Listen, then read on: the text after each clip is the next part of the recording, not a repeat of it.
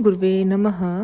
आज इस वीडियो में हम विष्णु के एक अद्वितीय अवतार हयग्रीव भगवान के बारे में जानेंगे। इस अवतार में भगवान विष्णु को 4 हाथों से दर्शाया गया है, जिसमें से एक हाथ ज्ञान प्रदान करने की मुद्रा में है, एक के पास ज्ञान की पुस्तकें हैं और अन्य 2 के पास शंख और चक्र हैं। हयग्रीव विष्णु के अवतार थे। हय का मतलब है घोड़ा और ग्रीव का मतलब है सिर। जैसा कि नाम से स्पष्ट है, उनका सिर घोड़े का था और शरीर मनुष्य का। वे बुद्धि के देवता माने जाते हैं। उन्होंने हयग्रीव नाम के ही दानव का वध किया था, जिसका सिर भी घोड़े का और शरीर मनुष्य का था। हयग्रीव भगवान विष्णु के कम ज्ञात अवतारों में से हैं। इनको हम वेदों का संरक्षक मानते हैं। हयग्रीव अवतार का उल्लेख मुख्य रूप से महाभारत के शांति पर्व और पुराणों में मिलता है। यह भगवान विष्णु का 16वां अवतार था। एक बार जब मधु और कैटभ ने ब्रह्मा से वेदों को चुरा लिया तो ब्रह्मा दुख से घिर गए और भगवान विष्णु से वेदों को बचाने का अनुरोध किया। तो हयग्रीव के रूप में भगवान वेदों को वापस लाने जाते हैं। दोनों असुरों ने वेदों के साथ उस समय के संबंध में एक नियुक्ति की कि जब वे वेदों को फिर से लेने के लिए वापस आएंगे, तब मधु और कैटभ ने वेदों को पाताल में फेंक दिया और उस स्थान की ओर भाग गए जहां से वेदों की आवाजें आती दिखाई दी।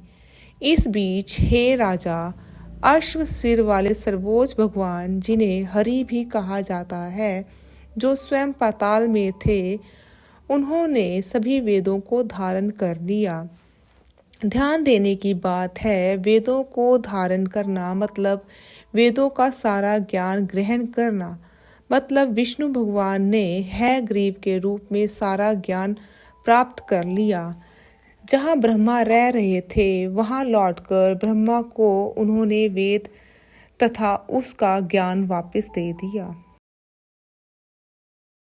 वेदों को ब्रह्मा को पुनः सौंपकर परमेश्वर एक बार फिर अपने स्वभाव में लौट आए। दोनों असुरों का विनाश करने और वेदों को ब्रह्मा को पुनः सौंपकर परम पुरुष ने ब्रह्मा का दुख दूर कर दिया। तब हरि की सहायता से और वेदों की सहायता से ब्रह्मा ने अपने जंगम और स्थावर प्राणियों के साथ सभी संसारों की रचना की।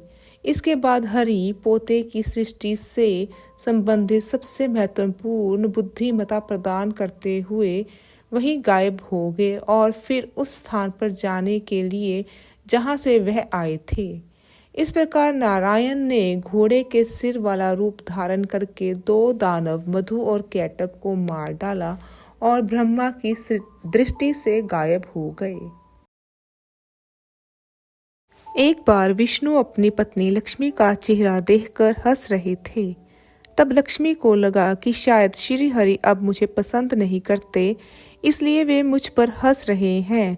उस समय शांत स्वभाव वाली वह लक्ष्मी देवी अत्यंत क्रोधित हो गई और विष्णु से बोली, आप श्रीहीन हो जाएं। श्रीहीन मतलब आपका सर कट जाए। एक समय की बात है, भगवान विष्णु 10,000 वर्षों तक राक्षसों से युद्ध करते करते थक गए थे। फिर वे अपने धाम वैकुंठ चले गए और वहां उन्होंने अपना धनुष जमीन पर रख दिया और पद्मासन में बैठकर योग निद्रा में चले गए। गहरी नींद के कारण उन्होंने अपना सिर धनुष की प्रत्यंचा पर रख दिया। उसी समय देवताओं द्वारा यज्ञ करने की योजना बनाई गई। तब सभी देवता भगवान विष्णु से प्रार्थना करने के लिए वैकुंठ गए। उन्होंने देखा कि भगवान विष्णु योग निद्रा में हैं और उन्होंने यह सोचकर उन्हें ना जगाने का निर्णय लिया कि वे सोए हुए हैं। लेकिन काफी देर के बाद भी भगवान विष्णु योग निद्रा से नहीं जागे। देवराज इंद्र ने देवताओं से भगवान विष्णु को जगाने के बारे में पूछा। तब सभी देवताओं ने यह सोचकर उन्हें जगाने का निर्णय लिया कि भगवान विष्णु के बिना यज्ञ पूरा नहीं होगा। उसी समय ब्रह्मदेव ने भगवान विष्णु को जगाने के लिए एक कीट की रचना की और उसे धनुष की प्रत्यंचा काटने का आदेश दिया। परंतु उस कीड़े ने कहा, भगवान नारायण तो देवताओं के भी पूजनीय हैं। मैं उन्हें निद्रा से जगाने का घृणित कार्य क्यों करूं? जब तक इसमें किसी का स्वार्थ ना हो वह ऐसा कृत्य नहीं करेगा। ब्रह्मदेव बताओ, मुझे यह घृणित कार्य करने से क्या मिलेगा? तब ब्रह्मा जी ने उस कीड़े के मन की बात जानकर कहा कि यज्ञ करते समय जो वस्तुएं बाहर गिर जाती हैं वे आज से तुम्हारी हैं। यह सुनकर कीट धनुष की प्रत्यंचा काटने के लिए तैयार हो गया और उसने धनुष की प्रत्यंचा काट दी। धनुष की प्रत्यंचा काटते ही भयंकर ध्वनि हुई। अचानक चारों ओर अंधेरा छा गया। धीरे धीरे जब अंधेरा गायब हो गया तो देवताओं ने देखा कि भगवान विष्णु बिना सिर के वहां उपस्थित हैं। उनका सिर मुकुट और कुंडल सहित कहीं गिर गया है। इससे देवताओं को बड़ा भय हुआ और वे चिंता में डूब गए कि आगे क्या करें।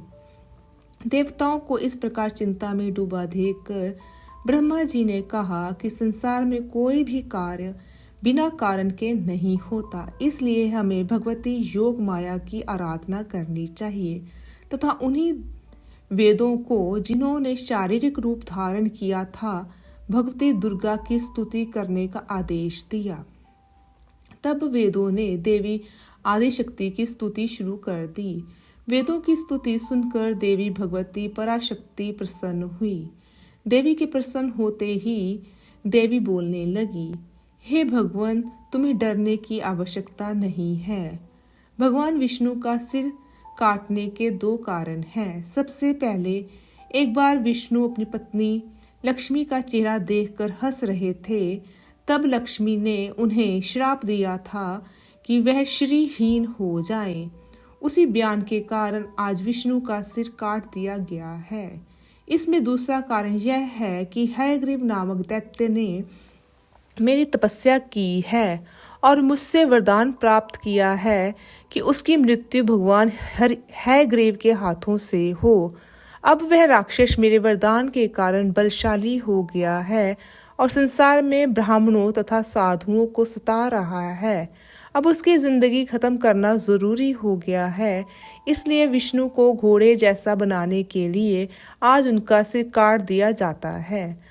बाद में देवी के आदेश अनुसार ब्रह्मा जी ने घोड़े का सिर काटकर विष्णु के सिर पर लगा दिया और देवी के वरदान के अनुसार हयग्रीव नाम के दैत्य का अंत किया। हयग्रीव अवतार को एक घोड़े का सिर दिया गया है। घोड़े के सिर का मतलब बहुत ही बुद्धिमान होने से है।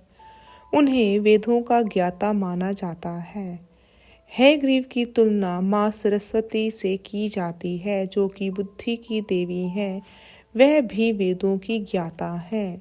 विष्णु का हयग्रीव अवतार जो महाविद्या छिन्नमस्ता के साथ भी जोड़ा जाता है क्योंकि छिन्नमस्ता का भी सिर कटा था।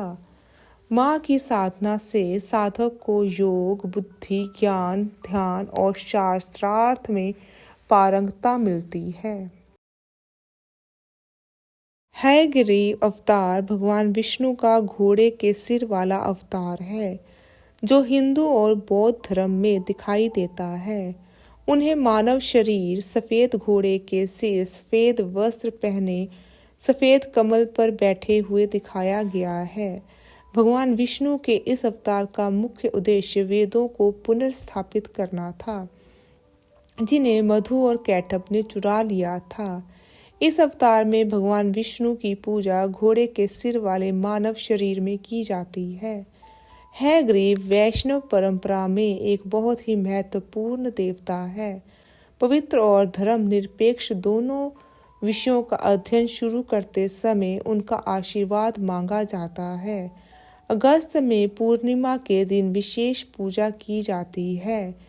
हयग्रीव अवतार की कहानी जुनून और अंधेरे की राक्षसी ताकतों पर शुद्ध ज्ञान की विजय का प्रतिनिधित्व करती है। आपको यह वीडियो कैसा लगा? कृपया कमेंट बॉक्स में कमेंट करें। वीडियो को लाइक तथा शेयर करें। चैनल को सब्सक्राइब करें। ओम तत्सत।